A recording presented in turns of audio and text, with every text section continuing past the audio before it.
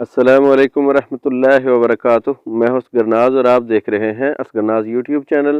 Friends, आज की video में हम आपको बताएंगे मोटरसाइकिल के पिछले शाख बार बार खुल क्यों जाते हैं और जहां पे पायदान लगा होता है नीचे वाला स्टड जो होता है ये स्लिप क्यों हो जाता है। हर बाइक में ये मसला आ रहा है, तो इस मसले का हल हम आपको आगे चल के वीडियो में बताएंगे। अगर आप चैनल पर नए हैं, चैनल को सब्सक्राइब करें और साथ में लगी बेल आइकन की घंटी को प्रेस करें ताकि हमारी हर नई आने वाली इन्फॉर्मेटिव वीडियो का नोटिफिकेशन सबसे पहले आपको मिले। तो फ्रेंड्स, वीडियो स्टार्ट करते हैं।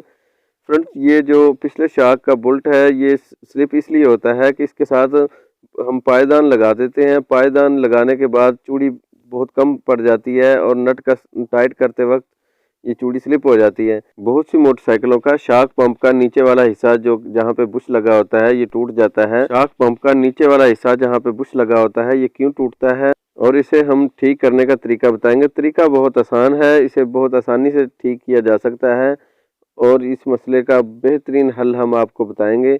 देखिए इस वीडियो में। तो फ्रेंड्स, बढ़ते हैं अपने काम की तरफ और काम शुरू करते हैं। फ्रेंड्स, इस शाक को हम बाहर निकालेंगे। शाक को बाहर निकाल के ये जो स्टड है इसकी ये देखें चूड़ी बिल्कुल ख़त्म हुई है, तो इसे हम ग्राइंडर से काटेंगे। ग्राइंडर से इसको कटर वाली डिस्क से काटेंगे। स्टड को काटते वक्त ग्राइंडर को सीधा रखना है और ये देखें स्टड कट गया है। काटने के बाद हम इसकी अब रगड़ाई करेंगे, चारों तरफ से रगड़ाई करेंगे। रगड़ाई हमने इस तरीके से करनी है कि चारों साइड से एक जैसी रगड़ाई हो, बिल्कुल नोकदार बन जाए। नोकदार इसे बना के हमने इसके आगे जो बोल्ट लगेगा इसे की भी हम इसी तरीके से रगड़ाई करेंगे और इसकी नोक तैयार करेंगे, क्योंकि इसकी नोक तैयार करने के बाद इसे वेल्ड करेंगे।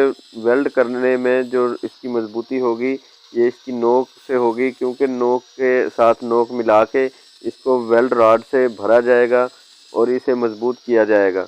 तो फ्रेंड्स, इसको हम चारों साइड से इसी तरीके से ग्राइंडर से रगड़ाई करेंगे। फ्रेंड्स, ये 14 नंबर चूड़ी वाला बोल्ट हम लगा रहे हैं। फोटर स्किल्ली वाला बोल्ट है, ये 14 नंबर चूड़ी होती है, तो इसे हम रगड़ाई करके वेल्डिंग रॉड से इसे हम वेल्ड करेंगे।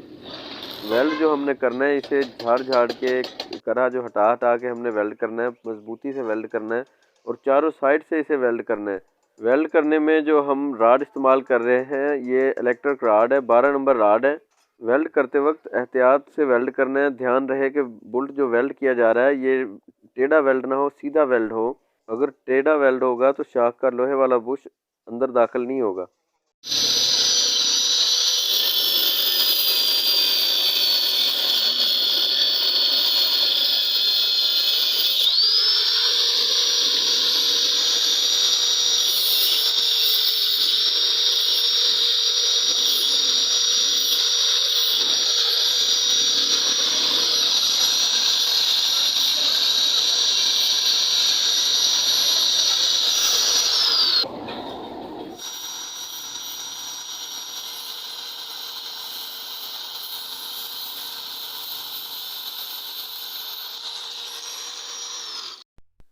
तो फ्रेंड्स, शाक का स्टड तैयार हो चुका है और अब हम इसमें शाक फिटिंग करेंगे।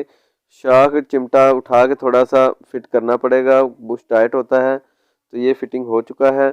इसके आगे हमने जो मेन चीज़ है ये वाशर ज़रूर रखनी है। वाशर रखने से शाक जाम नहीं होता। नट जितना मर्ज़ी टाइट करो शाक का गुटका जाम नहीं होता और गुटका टूटता नहीं है जहाँ पे बुश लगा होता है। मेन वजह इसकी यही होती है कि हम वाशर निकाल देते हैं जगह पूरी करने के लिए, क्योंकि वाशल होती है तो स्टड पायदान नहीं लगता, पायदान लगता है तो इसका नट नहीं लगता। तो इसलिए हमने इसका जो स्टड लगाया है ये लंबा वाला लगाया है, 14 नंबर नट जो है बआसानी लग सके। उम्मीद है आपको हमारी वीडियो पसंद आई हो। वीडियो पसंद आई हो तो वीडियो को लाइक करें, चैनल को सब्सक्राइब करें, बेल आइकन की घंटी को प्रेस करें। तो इजाज़त चाहता हूँ। अल्लाह हाफिज़।